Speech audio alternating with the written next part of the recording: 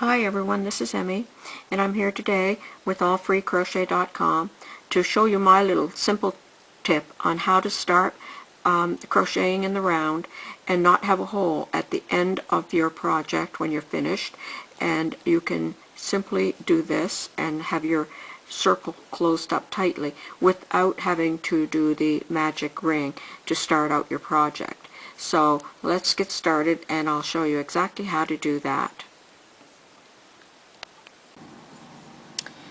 Okay, so let's get started. To start crocheting, you always start with the slip knot. So we wind the yarn around our finger, pick up the yarn, pull it through, and bring the knot up against your hook.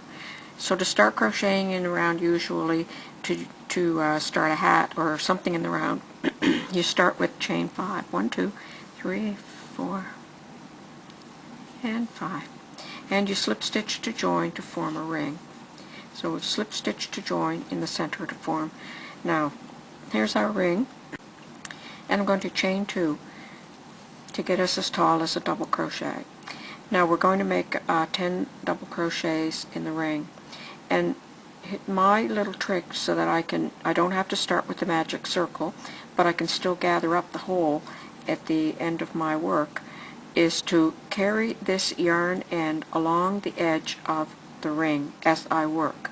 So I'm just going to show you how I do that. I'm going to make my double crochets in my ring, and here's what's happening here. As I crochet, as I make my double crochets, I'm also enclosing that yarn end in the base of the double crochet stitches, and I'm going to do that all the way around. So I'm just going to go ahead and complete these 10 double crochets in the ring. I have 1, 2, 3, 4, so I need 6 more. 1, 2, 3, 4, 5, 6. Okay. And then we slip stitch to join, and we remember that it's all important to slip stitch to join in the correct stitch so that your seam is not going to show in your finished work. And the correct stitch is not this stitch, and it's not this stitch, it's this stitch. It always seems like it's one too far, but I'll show you how you can know for sure that it isn't.